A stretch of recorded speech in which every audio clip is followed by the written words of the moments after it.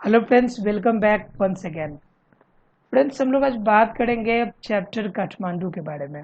हमने पिछले क्लास में आपसे डिस्कस किया था कि काठमांडू में वो किस तरह से गए, एक सस्ता रूम लिया। रूम लेकर वहाँ से उन्होंने सुबह में उठा तो उन्होंने दो मंदिर को भ्रमण किया, एक बौद्ध धर्म के मंदिर को और दूसरा था आपका हिंदू धर्म के मंदिर को। तो हिंदू धर्म का मंदिर में आपका मुख्य रूप से कौन था? पाशुपतिनाथ थे। अब पाशुपतिनाथ में उन्होंने देखा कि सबसे बड़ी प्रॉब्लम वहाँ पे क्या थी कि वहाँ पे जो विदेशी होते थे, जो फॉरेनर होते थे, उनको अंदर एंट्री करना मुश्किल हो जाता था। क्योंकि पाशुपतिनाथ का एक नियम था। क्या नियम था? कि वहाँ पे सिर्फ हिंदू धर्म वाले लोग ही अलाउ है। तो उस कंडीशन में फॉरेनर का मालूम नहीं चलता था कि वो किस धर्म के है। तो उस कंडीशन में उनका एंट्री जो होता था वो टफ हो जाता था, बड़ी मशक्कत के साथ उनको एंट्री करना पड़ता था। साथ ही साथ उन्होंने देखा कि पशुपतिनाथ के चारों तरफ का जो हिस्सा है वो बिल्कुल शोर शराबे वाला है।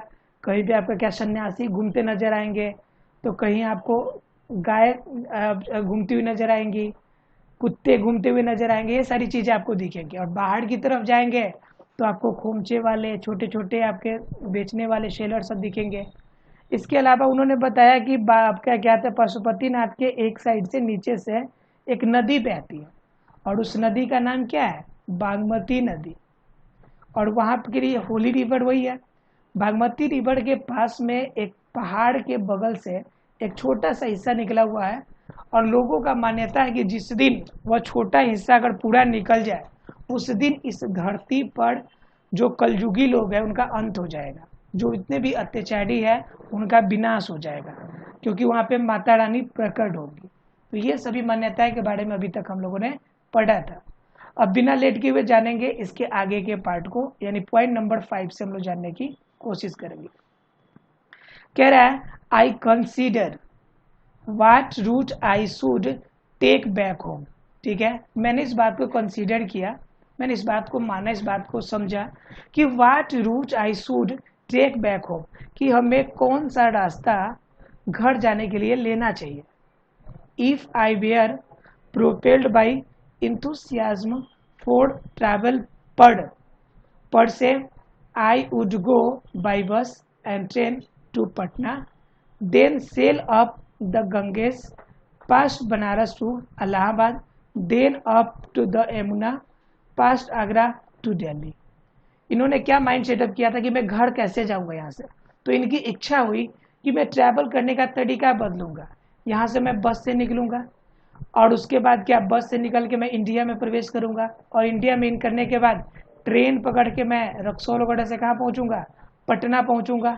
और पटना से हम गंगा नदी में, आपका क्या कहते हैं, गंगा नदी में नाव से पार करके कहाँ पहुंचेंगे? आपका जहाज के माध्यम से बनारस पहुंचेंगे और बनारस से फिर जहाज के माध्यम से कहाँ पहुंचेंगे? इलाहाबाद। उसके बाद अंदर ही अंदर हम क्या करेंगे, यमुना रिवर से हम लोग कहाँ पहुंचेंगे? आगरा पहुंचेंगे। और आगरा से फिर हम क्या पहुंचेंगे? दिल्ली पहुंचेंगे। तो इन्होंने रूट बड़ा गजब का बनाया था। ठीक है, यानी बस से जाएंगे, फिर ट्रेन से, फिर आपका क्या, जहाज से, पानी वाले जहाज से जाएंगे, गंगा रिवर को पार करते हुए, यमुना रिवर को पार करते हुए। तो एक अट्रैक्टिव इन्होंने रोल बनाया था। But I am too exhausted and homesick. मैं बहुत ज़्यादा थक गया था। कभी कभी ज़्यादा आप घूम लेते हैं तो उस कंडीशन में भी आप थक जाते हैं। कोई काम करे तो थकते ही हैं, कभी कभी ज़्यादा घूम जाते हैं तो थक जाते हैं। और उससे भी ज़्यादा थकान तो तब होती है जब आपको आपके घर की याद आती है। आपके घर की क्या आती है? याद आती है। तो थकान थोड़ा सा और ज़्यादा ही बढ़ जाता है। घर की याद है तो आप देखिएगा बहुत ज़्यादा थका महसूस करने लगते हैं, क्योंकि उस समय माइंड सेटअप कुछ नहीं काम करता। उस समय लगता है कि कब बस अब घर जाऊं, अपने पापा मम्मी से मिलूं, अपने परिवार वाले से मिलूं, अपने दोस्त यार से मिलूं, अपने बचपन के साथी साथी से मिलूं। वो आपके पुराने घर, वो पुराना आपका स्कूल, वो सभी आपकी कोचिंग, पुरानी कोचिंग, वो सभी याद आने लगते हैं। और जब याद आएंगी ना ये सारी चीज़ें, तो आप बड़ी कमी सा महसूस करते हैं। कह रहा है, today is the last day, आज मेरा अंतिम दिन था ऑफ अगस्त, यानी कि आज जो था अगस्त का अंतिम दिन था। Go home I tell myself, मैंने अपने आप से कहा कि मैं कहाँ जाऊंगा? घर जाऊंगा। मूव डायरेक्टली टूवर्ड्स होम, और डायरेक्टली मैं कहाँ जाऊँगा, गढ़ी जाऊँगा। आई इंटर ए नेपाल एयरलाइंस ऑफिस, और मैं वहाँ से प्लेन पकड़ने के लिए डायरेक्ट एयरलाइन में पहुँचा। पहले प्लान किया था कि आपका बस से जाएंगे फिर ट्रेन से। अब मेरा इतना ज़्यादा घर की याद आने लगी कि मैंने सोचा भाई चलो भाई अब सीधा एयरलाइन से प्लेन पकड़ेंगे, फ्लाइट से ही जाएंगे। एंड बाई ए टिकट, और मैंने एक टिकट खरीदा फॉर टुमारोज फ्लाइट, कल की फ्लाइट के लिए मैंने एक टिकट लिया। कहाँ से, आपका क्या कहते हैं, एयरपोर्ट से, राइट। अब इन्हीं के बेस पे कुछ क्वेश्चंस हैं जिनको हम देने की कोशिश करेंगे। पहला कहता है true false, first number question, ठीक है। तो ट्रू फॉल्स के क्वेश्चन को हम लोग देखने की कोशिश करेंगे, और फर्स्ट क्वेश्चन क्या कहता है इसको जानेंगे हम लोग। कहता है Pashupatinath there is an atmosphere of febrile confusion. कह रहा है कि वहाँ पे फेब्राइल कन्फ्यूजन का जगह था आपका पशुपतिनाथ के। कन्फ्यूजन का जगह तो था ही, क्यों था भाई, एक तरफ तो रोड आपकी बिखरी हुई, उसके बाद वहाँ पे एक तरफ आपको संत देखने को मिलेंगे, फिर एक तरफ आपको डॉग्स देखने को मिलेंगे, फिर कुछ काउस देखने को मिलेगा, फिर मंकीज देखने को मिलेंगे, उनके बीच में झगड़े देखने को मिलेंगे। तो इस तरह से तो कन्फ्यूजन वाली इशू हो जाते हैं। सेकेंड कह रहा है by the main gate an Indian struggles for permission to enter. क्या मेन गेट से इंडियन को अंदर जाने के लिए स्ट्रगल करना पड़ता था? तो नो, बिल्कुल भी नहीं, क्योंकि इंडियन में तो कंफर्म होता था कि कौन हिंदू है कौन मुस्लिम है, तो उसी के आधार पर एंट्री कर जाते थे। प्रॉब्लम होती थी किन के लिए, फॉरेनर के लिए। उसके बाद कह रहा है I consider what route I should take back home, ठीक है। कह रहा है कि मैंने कंसीडर किया, मैंने माना कि कौन सा रास्ता हमें घर जाने के लिए लेना चाहिए। सही बात है, इन्होंने प्लान तो किया ही था कि किस रास्ता से हम घर जाएंगे, भले आगे जाके प्लान इन्होंने चेंज कर दिया, वो अलग बात है। फोर्थ नंबर कह रहा है from a balcony a basket of flowers and leaves old offering now wilted drops into the lake. वहाँ के जो लेक थे, वहाँ पे जो आपका रिवर थी, उस रिवर में जितने भी पुराने चढ़ाए हुए फूल वगैरह थे वह सभी के सभी उसी में डाले जाते थे। सही बात है, सारे चढ़ावे के फूल कहाँ डाले जाते थे, बागमती रिवर में। नंबर फिफ्थ कहता है आई इंटर अ नेपाल एयरपोर्ट, आई इंटर अ नेपाल एयरपोर्ट ऑफिस, मैं नेपाल एयरपोर्ट ऑफिस पहुंचा एंड बाई ए टिकट, मैंने एक टिकट खरीदा for the day after tomorrow. कह रहे टुमारो के अगले दिन का, टुमारो के अगले दिन का थोड़े ना खरीदा है टिकट, वो तो टुमारो के लिए टिकट खरीदा है, तो ये क्या हो जाएगा, नो। देखिए छोटे छोटे बात पे याद रखिएगा, टुमारो देख के हम मार देते हैं, लेकिन क्वेश्चन यहाँ पे लगा डे आफ्टर टुमारो, यानी टुमारो के भी अगले दिन, तो कंडीशन आपका नो हो जाएगा। सिर्फ टुमारो रहता तो आंसर क्या होता आपका, यस होता, राइट। अब आ जाते हैं क्वेश्चन पे। फर्स्ट क्वेश्चन कहता है with whom does mister Vikram Seth visit the 2 temples of the Kathmandu. किसके साथ 2 मंदिर घूमने के लिए काठमांडू ने बोला? तो वहां पे आपका क्या था, शाह के पुत्र थे, शाह के बेटे थे, और उनके क्या थे, शाह के सन, और उनके क्या थे, कजन्स थे। उनके साथ वो क्या किया, घूमने के लिए आपका तय किया। क्लियर। सेकेंड नंबर क्या कह रहा है, why does a party of saffron clad westerner struggle. Saffron आपका क्लेड वेस्टर्नर जो विदेशी होते थे पश्चिमी वाले, उनको जाने के लिए स्ट्रगल क्यों करना पड़ता था? क्योंकि ये कंफर्म नहीं हो पाते थे कि वो हिंदू धर्म है या फिर बौद्ध धर्म वाले। वह आपका जो केसरिया पहनते थे तो लगता था कि बौद्ध धर्म को मानने वाले हैं, वो हिंदू नहीं है, तो इस कंडीशन में उनको इंटर करना यानी एंट्री थोड़ा सा क्या हो जाता था, मुश्किल हो जाता था। क्लियर है, यहां तक क्लियर आप लोग को। उसके बाद क्या कह रहा है, ब्रीफली डिस्क्राइब द बुद्धिज्म स्तूप, बौद्धनाथ स्तूप, बौद्धनाथ स्तूप के बारे में ब्रीफ में बताइए। तो क्या था, इन्होंने बताया है कि ये तो क्या था, पीस ऑफ हेवन था, पीस ऑफ हेवन, शांति का स्वर्ग था। चारों तरफ इतना ज्यादा रोड थे, इसके बावजूद भी क्या था, बीच का जगह था, बिल्कुल शांतिपूर्ण जगह था। तो इस कंडीशन में वो बोल रहा है कि ये पीस ऑफ हेवन था। उसके बाद कह रहा है what does the author by a Nepal airlines. Nepal airlines उन्होंने क्या खरीदा भाई, तो टिकट ही तो खरीदेगा वहां पे, और क्या खरीदेगा, मुर्गा लिट्टी, ऐसा तो है नहीं। तो इन्होंने क्या खरीदा भाई, तो टिकट खरीदा। फिफ्थ नंबर कह रहा है कि व्हेन विल द कलयुग एंड ऑन द अर्थ। अर्थ का कलयुग खत्म कब होगा पूरी तरह से? तो वहां के लोगों का क्या मान्यता है कि वहां पे क्या हो जाए, वहां की जो देवी की आपका बागमती नदी के पास में जो निकला हुआ छोटा सा पार्ट है आपका क्या कहते हैं, पत्थर का, वो पार्ट जिस दिन बाहर निकलेगा उस दिन गॉडेस निकलेगी, देवी निकलेगी, और इस धरती पर क्या हो जाएगा, जो कलयुग है इस कलयुग का अंत हो जाएगा, कलयुग का अंत हो जाएगा। इन बात है, तो ये आपका आंसर हो जाएंगे। तो इस तरह से हम आंसर क्वेश्चन भी इसके लिख सकते हैं। क्वेश्चन नंबर 6 जाते हैं बिना कुछ लेट किए हुए। फर्स्ट कहता है I look at the flute seller, I look at the flute seller standing in A corner of A square. करे चौराहे के कॉर्नर पे एक फ्रूट सेलर खड़ा था। फ्लूट सेलर समझते हैं बांसुरी बजाने वाला। नियर द होटल, हमारे होटल के पास में क्या था, आपका क्या कहता चौराहा था, और उस चौराहे के पास कौन था, फ्लूट सेलर था। और उन्हें मैंने देखा, in each hand is a pole, उनके हाथों में एक पोल था, ठीक है, खंबा था, with N attachment a top from which 50 और 60 बांसुरीज प्रोस्ट्यूड इन ऑल डायरेक्शन। हर दिशा में क्या है, बांसुरी लगे थे। ये कह रहा है कि आपका एक बांस था और बांस में हर दिशा में क्या लगे हुए थे, बांसुरी ऐसे लगे हुए थे, ठीक है। ऐसे ही तो बांसुरी वाला बांसुरी बेचता है। लाइक ए क्विल्स ऑफ प्रोक्यूब्स, ऐसा लग रहा था जैसे मान लीजिए क्या है, कांटे निकले हुए हो, क्विल्स निकला हुआ हो, इस तरह का आपका नजर आ रहा था।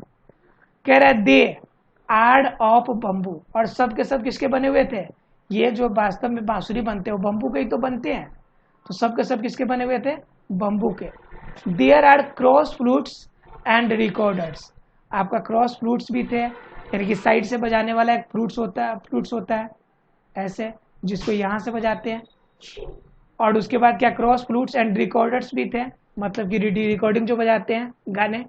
From time to time he stand the pole on the ground, वह समय समय पर क्या करता, अपना जो पोल है उसको नीचे ग्राउंड पे रखता। सेलेक्ट्स अ फ्लूट, उसमें से कोई फ्लूट बांसुरी निकालता, and place for a few minutes, और कुछ समय के लिए उसे बजाता। The sound rises clearly above the noise, और उनकी आवाज उतने नॉइज में भी स्पष्ट सुनाई देती, of the traffic and the hawkers cries, यानी ट्रैफिक और हॉकर के बीच से भी उनकी आवाजें सुनाई देती। ही प्लेज स्लोली, वह धीरे धीरे बजाता, मेडिटेबली, ठीक है, बिल्कुल ध्यान पूर्वक बजाता, विदाउट एक्सेसिव डिस्प्ले, बिना अपने आप को ज्यादा शो अप किए हुए, बिल्कुल नॉर्मल कंडीशन में बिल्कुल बजाता, ठीक है। उसके बाद क्या था, तो ये बांसुरी बजाता। उसके बाद के कंडीशन में अगर देखें हम लोग, तो कह रहा है कि he does not shout out his wares, वह उनसे चिल्लाता नहीं, वो लोगों को नहीं कहता कि आगे खरीद लीजिए बांसुरी खरीदिए बांसुरी खरीदिए, वह चिल्लाता नहीं, बल्कि उसके बदले में क्या करता, अपनी बांसुरी बजाता, ठीक है। Occasionally he makes a sale, occasionally यानी कभी कभी कोई खरीदने आ जाता तो अपना बांसुरी भी बेच लेता। But in curiously offended way, as if this were incidental to this enterprise, ठीक है। यह एक तरह से इंसिडेंटल था इस इंटरप्राइज पे, यानी इतने दाम पे यह आपका जो बांसुरी मिल रहा था, उनकी आवाज जो थे, यह अपने आप में क्या था जी, एक अचूबा था। Sometimes he breaks off playing to talk to her fruit seller, बगल में फ्रूट सेलर थे, फ्रूट बेचने वाले, कभी कभी बजाते थक जाता तो आपका जो फल बेचने वाला था उनसे बातें करने लगता था। उसके बाद क्या, आई इमेजिन, मैंने इस बात की कल्पना की, that this has been the pattern of his life for years, मैंने यह कल्पना किया, मैंने सोचा कि यही इसकी जिंदगी है, और यही जिंदगी इनकी सालों से चली आ रही है। यही जिंदगी कब से चली आ रही है इनकी, सालों से चली आ रही है। ये इनका होटल है, ठीक है, और ये आपका चौराहा है, और यही चौराहा पर क्या करता है, बांसुरी वो बजाता है। क्लियर है। पॉइंट नंबर 7 देखते हैं, क्या कह रहा है, आई फाइंड इट डिफिकल्ट, मैंने ये पाना मुश्किल पाया, to tear myself away from the square, उस चौराहे से अपने आप को अलग करना मैंने क्या पाया, मुश्किल पाया, क्योंकि इतना जबरदस्त, इतना अच्छा बजा रहा था वो, कि उनके बजाने के तरीके को देखकर मतलब मुझे आभास ही नहीं हुआ कि मैं उससे क्या करूं, अलग हो पाऊं। इतना ज्यादा मुझे मोहित कर लिया, मैं अपने आप को उससे अलग नहीं कर पा रहा था। Flute music always does this to me, और फ्लूट की जो म्यूजिक है हमेशा मुझे आकर्षित करती है। It is at once it is at once the must universal and must particular of sounds. ठीक है, इट इज एट वंस, और ये जो है वास्तव में तुरंत, और ये जो असर करता है में तुरंत असर करता है। The must universal and must particular of the sounds, और ये पूरे वैश्विक रूप में एक स्पेसिफिक साउंड के रूप में यह मेरे लिए लगता है। दिस इज नो कल्चर, कोई संस्कृति नहीं है, that does not have its flute, the reed ney, the recorder, the Japanese आपका shakuhachi, the deep bansuri of Hindustani classical music, the clear breathy flutes of South America, the high pitched Chinese flutes. कह रहा है कि वहां पे एक culture का, कोई एक कल्चर का बांसुरी हो ऐसा बात नहीं है, वहां पे अलग अलग है। The reed ney, the recorder, the Japanese शुक्राच यानी कि जापान के, उसके बाद हिंदुस्तान के क्लासिकल म्यूजिक का बांसुरी, उसके बाद साउथ अमेरिका का आपका ब्रीदी फ्लूट्स, उसके बाद हाई पिच्ड आपका चाइना का फ्लूट्स, ये सभी वहाँ पे अवेलेबल थे। मतलब कि बांसुरी भी आपका अलग अलग किस्म के थे, जिनके पास आपका साउंड का लेवल भी अलग अलग तरीके का था। तो ये बांसुरी सिर्फ एक किसी कल्चर को डिनोट नहीं कर रहा था, बल्कि अलग अलग तरह के कल्चर को अपने इसमें शामिल करने की कोशिश कर रहा था। और इन सभी को देखकर मैं अपने आप को उससे अलग नहीं कर पाया।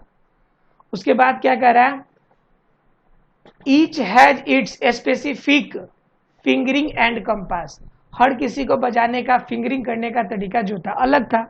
अब देखिए बांसुरी है तो किसी का साउंड निकलने के लिए सेकेंड वाला को हल्का दबाना पड़ता है, बाकी सबको खोलना पड़ता है, तो कोई थर्ड वाले को दबाना पड़ता है, बाकी सबको खोलते हैं।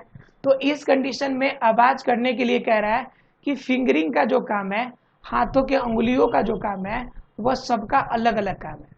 ठीक है, उसके बाद क्या कह रहा है आपको कि its motive force too is living breath, कहाँ चलेगा, यहां से, it weaves its commonality of all mankind to be moved by music closes in its phrases and sentences to the human voice. और ये मानव का नेचर है कि हर किसी बातों में वह संगीत को पिरोने की कोशिश करता है, संगीत के कारण ही वो एक दूसरे के क्लोज आता है। और आपको पता होगा कि संगीत का देन, जो बोली वचन, जो बातें हैं, जो संस्कृत है, ये सभी किसकी देन है, ये सभी के सभी संगीत की ही देन है। ठीक है, उसके बाद क्या कह रहा है, its motive force too is live living breath, it too needs to pause and breathe before it can go on. अब क्या होता है कि इनके अंदर सबसे बड़ी क्वालिटी होती है कि किसे कब बंद करना है और किसे कब चालू करना है, किधर से सांसें निकलेंगी और किधर से साउंड निकलेगा और कैसा साउंड निकलेगा, इसका अंदाजा होना हर बांसुरी के लिए एक अलग अंदाज होता है। हर बांसुरी का एक अपना तरीका होता है, अपना एक रिदम होता है। उसके बाद पॉइंट नंबर 8 कह रहा है हमारा कि दैट आई कैन, कह रहा है that I can be affected by few familiar phrases on the bansuris surprises me at first. For the previous occasions that I have returned home after the long absence abroad, I have hardly noticed such details and certainly have not invested them with the significance I now do. कह रहा है कि मैंने क्या किया, उनके कुछ phrases, कुछ नोट्स को मैंने कॉपी करने की कोशिश की, और इसका अंदाजा मुझे तब लगा जब मैं लंबे अरसे से जो विदेशों में घूम रहे थे, घूमने के बाद मैं जब घर वापस आया तो उस फीलिंग को, उस महसूस को, उस क्वालिटी को मैं अपने अंदर महसूस करने की कोशिश कर रहा था। मतलब क्या, इस चैप्टर के जो राइटर है, इस चैप्टर के राइटर क्या करना चाहते हैं, ये बताना चाहते हैं कि क्या है, आपका जो विक्रम सेठ है वह अपनी स्टोरी बता रहा है कि इन्होंने आपकी एक हैवन करके एक बुक लिखी है, जिस बुक में इन्होंने बताया है कि उन्होंने कितनी यात्राएं की है और हर यात्रा में क्या खासियत मिली है। और ख़ास बात तो उनको सबसे ज़्यादा मिली काठमांडू में, और काठमांडू की बारीकियाँ को हमने जानने की कोशिश करी। यहाँ तक अभी को चैप्टर आपको क्लियर हो गया होगा। अगर चैप्टर क्लियर है तो इनसे रिलेटेड क्वेश्चंस को हम इजीली सॉल्व कर सकते हैं। तो क्वेश्चंस क्या कह रहे हैं हमारा, Where does the author look at the flute seller? Flute seller को ऑथर कहाँ देखा था, तो स्क्वायर पे, उनके होटल के पास में एक स्क्वायर था, चौराहा था, उस चौराहे के पास इनको देखा था। क्लियर है। सेकेंड नंबर का है name the 3 kinds of the flute. Flute 3 प्रकार के बताइए। एक तो आपका चाइनीज हाई पिच फ्लूट था, इंडियन क्लासिकल फ्लूट थे, ठीक है।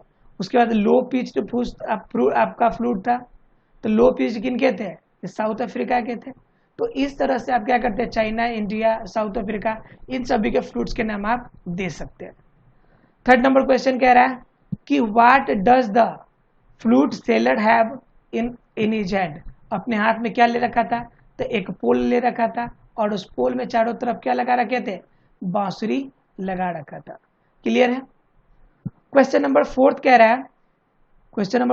रहा है why does the author find it difficult to go away from the square. Square से अपने आप को अलग क्यों नहीं कर पा रहा था, क्योंकि क्या हो गया था कि इतना ज़्यादा वो पैशनेट हो गया था, इतना ज़्यादा वो अट्रैक्ट हो गया था बांसुरी बजाने से कि अपने आप को कंट्रोल करना वह टफ हो गया था। ठीक है।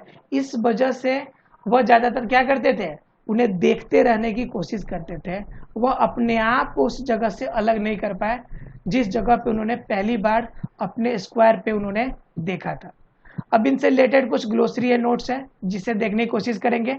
आशा है कि चैप्टर क्लियर हो गया होगा, कोई डाउट आपको नहीं रहा होगा। इसमें पहला क्या कह रहा है आपका ग्लोसरी नोट्स में, ट्रैवल। ट्रैवल का मतलब होता है जर्नी, मतलब कहीं पे जाते हैं घूमने, यात्रा करने, तो वो हो गया आपका। दूसरा होता है आपका चीप। चीप का मतलब लो प्राइस वाला, कोई चीज़ आपको सस्ती मिलती है तो उसको आपको क्या बोलते हैं, चिप बोलते हैं। और कोई आपका हल्की आपका हरकत करता है, कोई गंदी हरकत करता है तो उसे चिप टाइप कहते हैं। उसे क्या कहते हैं, चिप टाइप लोग कहते हैं। उसके बाद कह रहा है प्राइस्ड। प्राइस्ड का मतलब होता है पुजारी। तो पुजारी का clergyman who perform service to the deity, जो मतलब भगवान के डाइटी में अर्थात कि डेली बेसिस पे काम करे, वो प्राइस्ड हो गया। और फेब्रिल का मतलब क्या होता है, पर्टेनिंग टू फीवर। फेब्रिल का मतलब होता है कि प्रिटेन करना कि उसे बुखार है, मतलब बहाना करना। तो बहाना करने का आपका बात किसका मतलब होता है, फेब्रिल का। उसके बाद क्या कहते हैं, प्रोट्रूड। प्रोट्रूड का मतलब होता है प्रोजेक्ट्स, कोई योजना, कोई बात है जिसका आपने कोई प्लान करा है। ठीक है। उसके बाद होता है कन्फ्यूजन। कन्फ्यूजन का मतलब होता है डिसऑर्डर, मतलब कि आपको समझ में ना आए कि क्या यहाँ पे करना चाहिए, आपका माइंड कंफ्यूज हो जाए, तो उसे हम लोग कहते हैं कन्फ्यूजन। उसके बाद आता है क्लैड। क्लैड का मतलब होता है कि अपने कपड़ों को रखना, अपने कपड़ों को रखना या एक विशिष्ट कपड़ा को रखना। जैसे आपका सैफरन क्लैड था, वो लोग क्या पहनते थे, आपके केसरिया वाले कपड़े पहनते थे और देखने से लगता था किस धर्म के मानने वाले हैं, बौद्ध धर्म के। उसके बाद कह रहा है रोम। रोम का मतलब होता है वर्क एमलेसली, जो बिना काम के ढूंढे, बिना काम के घूमे, तो उसे क्या बोलते हैं, उसे बोलते हैं हम लोग रोम। उसके बाद क्या कह रहा है कि आपका स्क्रीम। स्क्रीम का मतलब होता है चिल्लाना, श्रील वॉइस। स्क्रीम का मतलब क्या होता है, चिल्लाना, क्राइड। ठीक है। उसके बाद क्या कह रहा है, कंपोर्ट्स, कॉर्प्स। कॉर्प्स में क्या कह रहा है, ए डेड बॉडी। एक डेड बॉडी को हम क्या कहते हैं, कॉर्प्स कहते हैं। ठीक है। उसके बाद क्या कह रहा है कि श्रीन। श्रीन का मतलब होता है पवित्र स्थान, पवित्र जगह। ठीक है। तो कह रहा है सीक्रेट प्लेस, मतलब स्केर्ड प्लेस, जो पवित्र स्थान है उस पवित्र जगह को क्या कहेंगे, आपको श्रीन कहेंगे। इमेंस का मतलब होता है अत्यधिक, वेरी ग्रेट, बहुत ज़्यादा। ठीक है, बहुत ज़्यादा, तो उसे क्या बोलते हैं, इमेंस बोलते हैं। मतलब एक्स्ट्रा चीज़ें, जो चीज़ें शामिल हो उससे बोलेंगे इमेंस। उसके बाद कह रहा है इमिग्रेंट्स। तो जो आपका व्यक्ति इमिग्रेंट्स होते हैं, इमिग्रेट होते हैं, मतलब दूसरे जगह से आपका स्थानांतरित होकर किसी अन्य जगह पे आके रहते हैं, तो उसे बोलते हैं इमिग्रेंट्स। ठीक है। उसके बाद आता है आपका विल्ट। विल्ट क्या होता है, विल्ट किसे कहते हैं, जो विदर्ड हो। विदर का मतलब क्या हो, कि जो झड़ जाने वाला हो, जो मुरझा जाने वाला चीज हो, उसी लिए बोलते हैं हम लोग वेल्टर। उसके बाद क्या आता है मर्सिनरी। तो वर्किंग ओनली फॉर मनी, जो सिर्फ पैसों के लिए काम करता है, उसे हम लोग क्या कहते हैं, मर्सिनरी। या सीधे शब्दों में क्या, मशीनरी चीज है, उसको फायदे होंगे तो वो काम करेगा। उसके बाद आता है आपका प्रोक्यूपाइन, ये क्या होता है कि स्मॉल राइट लाइक एनिमल, ठीक है, covered with spines that the animals can seek out it attacked, ठीक है, मतलब क्या, एक छोटे से जीव है, आपके छोटे से कीट है, चूहे के समान, ठीक है, यह एक प्रकार का जीव है। उसके बाद क्या कह रहा है कि आपका क्वेश्चन है बाढ़, बाढ़ का मतलब होता है रड यानी कि छड़, ठीक है। उसके बाद आता है मर्जीपन, मर्जीपन क्या होता है, a sweet made with grated almond, marzipan क्या होता है, जो आपके बादाम का प्रयोग करके क्या बन जाए, आपका कोई पिस्ता बादाम या बादाम को डालकर क्या बनाया जाए, कोई फल बनाया जाए, सॉरी मिठाई बनाया जाए। रोस्ट का मतलब होता है पका हुआ, ठीक है। क्विल्स का मतलब होता है कांटे, ठीक है। उसके बाद क्या कह रहा है, सिग्निफिकेंस का मतलब होता है मौलिक, और क्या कह रहा है, परसे का मतलब होता है इन इटसेल्फ यानी खुद के अंदर, और बीच में क्यूरियसली छूट गया, क्यूरियसली का मतलब होता है कोई भी चीज बड़ी उत्सुकता से देखना, उत्सुकता से देखना, उत्सुकता से देखना, क्लियर है। तो यहाँ तक सभी को क्लियर हो गया होंगे, चैप्टर में कोई डाउट नहीं रहा होगा। फिर भी अगर डाउट है तो आप हमें कमेंट सेक्शन में जरूर बताएं। मिलते हैं अगले क्लास में, तब तक के लिए thank you very much friends.